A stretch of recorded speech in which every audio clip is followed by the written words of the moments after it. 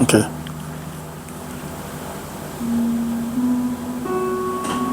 Gloire à Christ Jésus de Nazareth. Nous sommes aujourd'hui dimanche 1er juin 2025. Que le Seigneur vous bénisse, qu'il vous bénisse tous. Shalom, shalom à ceux qui sont connectés en ligne et à ceux aussi qui sont en présentiel. Que Dieu vous bénisse abondamment, qui console les cœurs. La Bible dit dans Psaume, le chapitre 34 et le verset 19 pour certaines Bibles, certaines versions, et le verset 20, ça dépend des versions. Dans le second 21, il est dit, dans le second 21, par exemple, il est dit, dans le second 21, il est dit, Psaume 34, verset 20, il est dit, beaucoup de malheurs atteignent le juste, mais l'Éternel en délivre toujours. Dans le second, il est dit, le malheur atteint souvent le juste, mais l'Éternel en délivre toujours. Dans tous les cas, lorsqu'on dit le malheur, c'est de façon générique. C'est-à-dire, on parle des malheurs de façon générale. Mais lorsqu'on dit beaucoup de malheurs, effectivement, c'est ce que les gens vivent. Les hommes vivent dans leur vie de tous les jours. Mais une chose est sûre, il est dit que l'Éternel en délivre toujours. Gloire à notre Dieu. Lorsque nous lisons aussi dans Psaume chapitre 25 et le verset 14, dans la version second 21, il est dit « L'Éternel confie ses secrets à ceux qui le craignent et leur fait connaître son alliance. » Oh, quel bonheur, quelle gloire. Ce matin, le Seigneur nous a amenés, nous a orientés sur un sujet que nous avons intitulé « Tu es exaucé ». Tu es exaucé conformément à la parole de l'Éternel.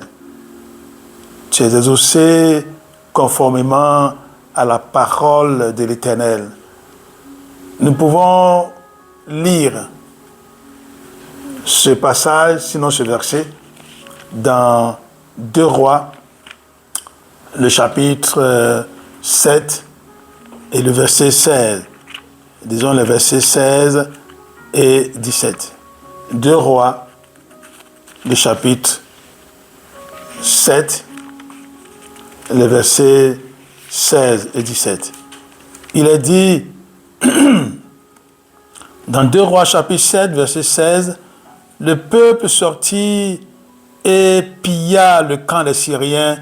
On eut 7 litres de fleurs de farine pour 1 pièce d'argent et 14 litres d'orge pour 1 pièce d'argent. » Conformément à la parole de l'Éternel.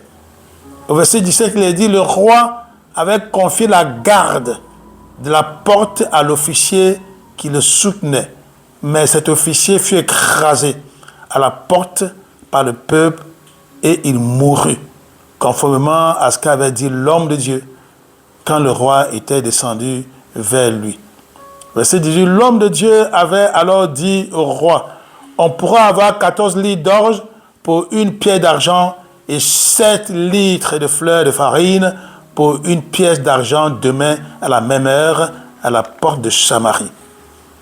L'officier avait répondu à l'homme de Dieu, même si l'Éternel faisait des fenêtres au ciel, une telle chose ne pourrait pas se produire.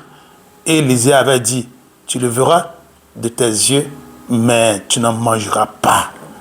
Verset 20, c'est en effet ce qui arriva à cet homme. Il fut écrasé à la porte par le peuple et mourut. C'est une histoire pathétique. C'est vrai, c'est une tragédie pour cet homme qui est mort, mais lorsque vous lisez le premier verset du chapitre 7, il est dit, Élisée dit, écoutez la parole de l'Éternel, voici ce que dit l'Éternel, demain à la même heure, on pourra avoir 7 litres de fleurs de farine pour 1 pièce d'argent et 14 litres d'orge pour 1 pièce d'argent à la porte de Samarie. Et c'est là que l'officier raisonneur, pensant qu'il était le plus intelligent, et qu'il était un scientifique accompli, il dit non, il n'aurait même pas une telle chose. En fait, Samarie traverse une période cruciale de son histoire. La ville avait été assiégée par des Syriens. C'était la guerre. Ils ont ainsi pris en otage le peuple. Les gens ne pouvaient pas sortir pour aller chercher à manger, pour aller se faire à manger. Et les gens, les Syriens, avaient la victoire. Et le peuple mourait de faim. C'était la famine. Et c'était difficile. Quand Dieu s'est révélé à son serviteur pour dire, demain à cette même heure, il y aura de la nourriture à gogo. Ce qui était impossible. Comment? Est-ce possible d'avoir tant de nourriture alors qu'on est entouré d'ennemis? Non, c'est impossible. Donc nous comprenons le raisonnement humain de l'officier qui a dit, même si Dieu avait percé plein de trous au ciel, on n'aurait pas un tel miracle. Il oubliait que notre Dieu est un Dieu du miracle.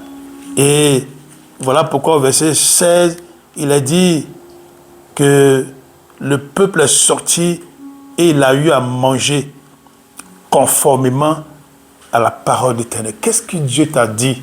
Est-ce que Dieu t'a donné une promesse? Est-ce que dans ton intimité avec Dieu, parce que ce que nous avons lu dans le psaume chapitre 24, le verset 15, il est dit que Dieu confie ses secrets à ceux qui le craignent. Le psaume 25, le verset 14. Oui, l'Éternel confie ses secrets à ceux qui le craignent. Il leur fait connaître son alliance. Je ne connais pas ton problème. Tu es certainement dans des problèmes, dans des difficultés. Comme le dit dans le psaume 34 que nous avons lu au verset 20, beaucoup de malheurs, ou bien des malheurs t'ont atteint. Seulement tu te demandes ce qui se passe. Sache qu'il est dit que l'Éternel délivre toujours ceux qui se confient en lui. Voilà donc que conformément à la parole de Dieu, les Juifs, ceux qui étaient affamés hier, aujourd'hui ont eu de quoi se nourrir. Parfois, notre problème en tant que chrétien, en tant que disciple de Christ, c'est-à-dire on se demande si ce que Dieu nous a dit là est vrai.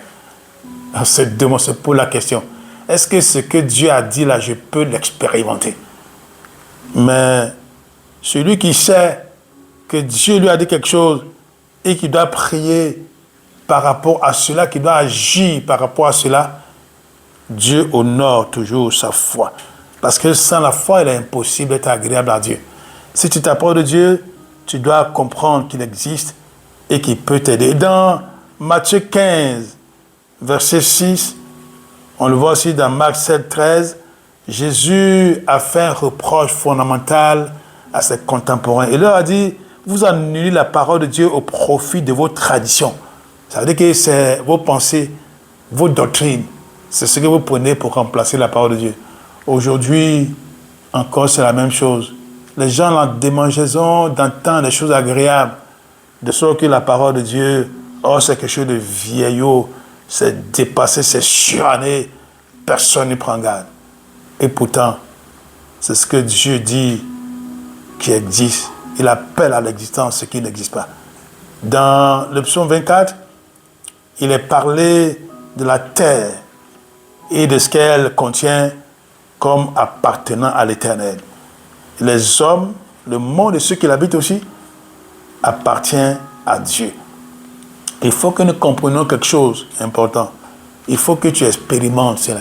Il faut que tu puisses toi-même expérimenter la relation intime avec le Seigneur. Dans 2 Rois, le chapitre 4, 2 Rois chapitre 4, du verset 38 au verset 41, nous apprenons que des gens avaient aussi faim. C'était une sorte de famine aussi. Et puis, lisons ça ensemble, donnons comprendre ça mieux. 2 Rois, chapitre 4, verset 38. Élisée revint à Gilgal alors qu'il y avait une famine dans le pays.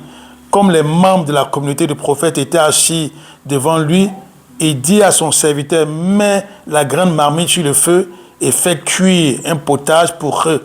Verset 39, l'un d'eux sortit dans les champs pour cueillir des herbes. Il trouva de la vigne sauvage et il y cueillit des coloquintes sauvages, plein son habit. Quand il rentra, il les coupa en morceaux dans la marmite où se trouvait le potage, car on ne savait pas ce que c'était. Verset 40, on servit à manger à ces hommes, mais dès qu'ils eurent goûté le potage, ils s'écriaient, la mort est dans la marmite, homme de Dieu.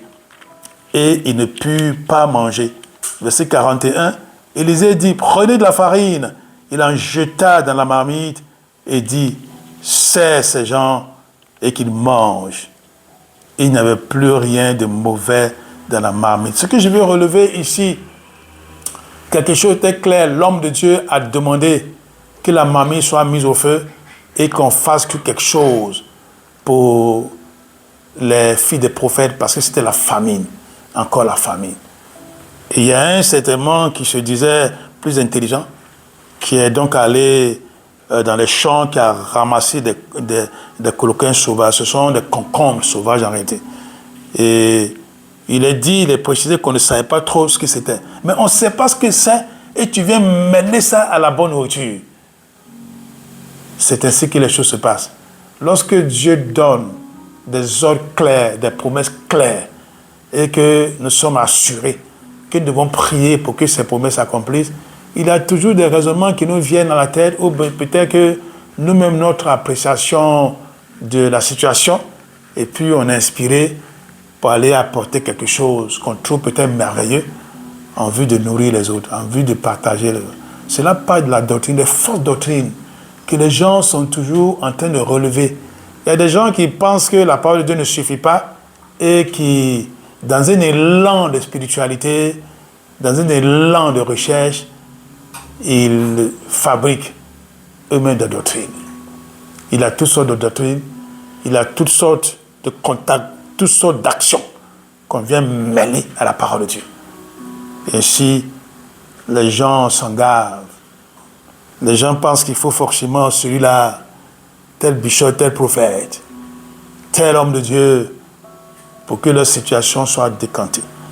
Il y a une servante de Dieu à qui le Seigneur a fait la révélation suivante. Alors qu'elle était à la chair, donc devant l'assemblée, en train de prier, le Seigneur lui montre subitement un homme de Dieu assez renommé qui vient se coucher au pied de la chair, au pied du pupitre. Vous savez, la chair, là où nous prêchons, là où nous sommes, ça symbolise notre alliance avec le Seigneur. C'est l'autel de Dieu. C'est là où on se tient.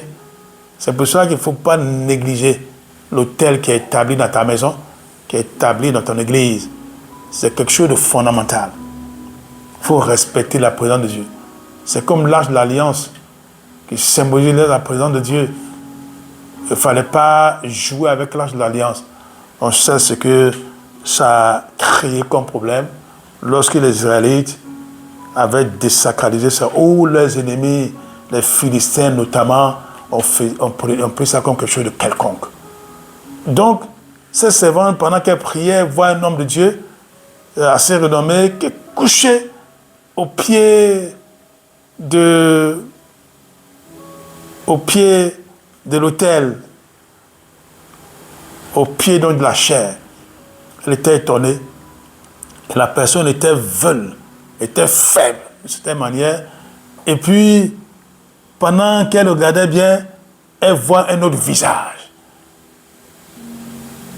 Et la personne voulait tout faire pour l'entraîner ailleurs, pour la séduire. En fait, pour la faire dévier. Voilà, pour lui enseigner autre chose. Et c'est là que le Seigneur lui a donné la force. Il a repoussé ce soi-disant homme de Dieu. Il a repoussé. Et quand c'est réveillé, le Seigneur lui dit, tu vois, ce que le Seigneur t'a donné comme pouvoir, là, il a donné à tout le monde. Dans Luc 10, 19, il est dit que nous avons reçu le pouvoir d'écraser les serpents, les scorpions et toute l'armée du diable. Dieu là, il nous dit de nous mettre en communion, de demeurer en communion avec lui pour qu'il puisse ainsi nous bénir de toutes sortes de bénédictions. Nous allons lire à cet effet,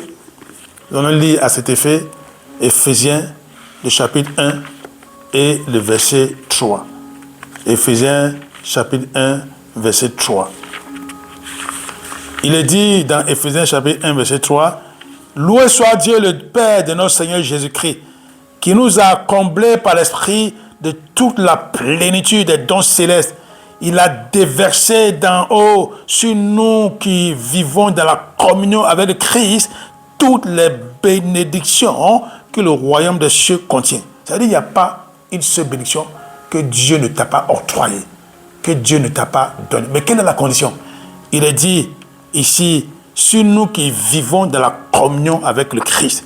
Est-ce que tu vis en communion avec Christ? Si tu vis en communion avec Christ, tu dois comprendre que ce Dieu-là, il tient à ta disposition la toute-puissance qu'il a déployée pour ressusciter Christ dans tes morts. Ça veut dire en réalité, toutes les fois où tu seras dans des problèmes, il faut que tu te tiennes devant ce Dieu-là, que tu pries. Tu n'as pas besoin d'aller solliciter quelqu'un, à moins que toi-même tu aies besoin d'être aidé, d'être encadré. Si tu as besoin de croire spirituellement pour connaître Dieu, c'est autre chose. Mais si tu le connais là, Dieu a mis à ta disposition cette toute puissance, Éphésiens chapitre 1, verset 20. C'est la même puissance que celle qu'il a déployée en ressuscitant le Christ d'entre les morts et en lui donnant sa place à sa droite dans les mondes célestes. Le verset 19 dit, « Je prie que vous preniez conscience de l'étendue incommensurable du pouvoir dont Dieu dispose en faveur de nous qui plaçons notre confiance en lui. » Éphésiens chapitre 1, verset 19 à 20. Donc, tu ignores ou tu fais semblant d'ignorer toi-même là. Tu n'es pas décidé. Tu mets la parole de Dieu en doute. Et toutes les fois qu'il y a un petit problème, j'allais dire, tu cours chez un bishop. Tu cours toutes les veillées. Tu vas partout à des programmes. Mais quand est-ce que tu vas t'asseoir pour avoir une intimité établie avec le Seigneur Jésus? Quand est-ce que tu vas t'asseoir pour que Jésus te parle? Pour que Jésus t'inspire les choses? Pour que tu t'appuies sur sa parole, sur ses promesses pour prier? Afin que, comme il a dit, nous avons lu dans 2 Rois, chapitre 7, verset 16, afin que Dieu t'exauce conformément à sa parole, conformément à ses promesses. Si tu n'as pas eu de promesse de Dieu, c'est autre chose.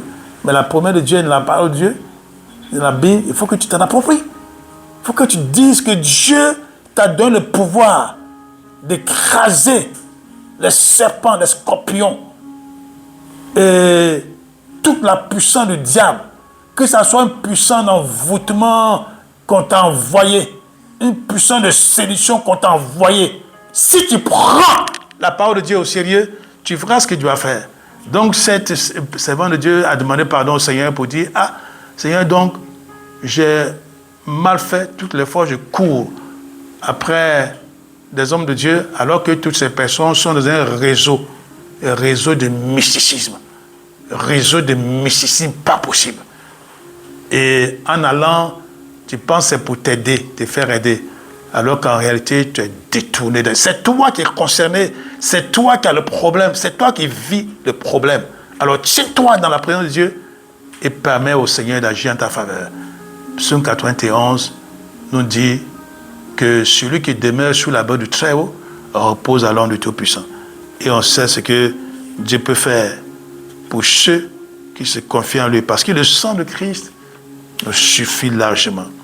Il faut que tu comprennes ce matin que Jésus est celui devant qui tout genou fléchit. Philippiens chapitre 2 verset 9 à 10. Dans les cieux, sur la terre, et plus bas que la terre.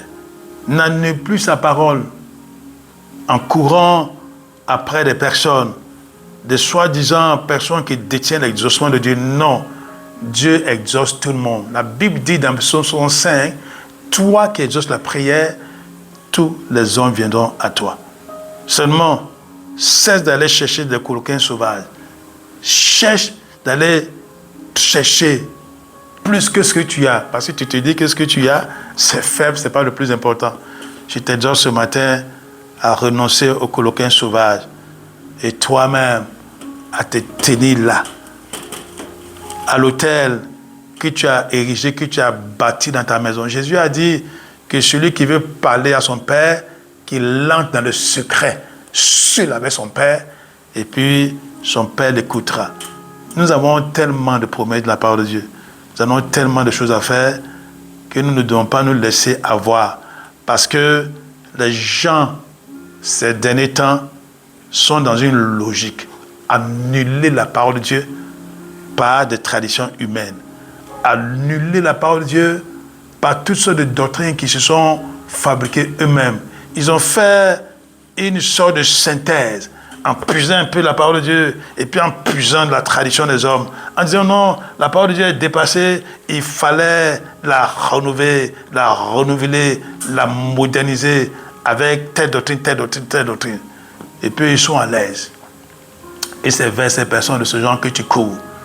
Alors que Dieu te donne la possibilité d'agir parce qu'il t'exauce conformément à sa parole, conformément à ce que lui l'a dit. Donc, prends sa parole et tu verras si Dieu n'agit pas en ta faveur pour sa gloire et pour son bonheur. Au nom de Jésus. Amen.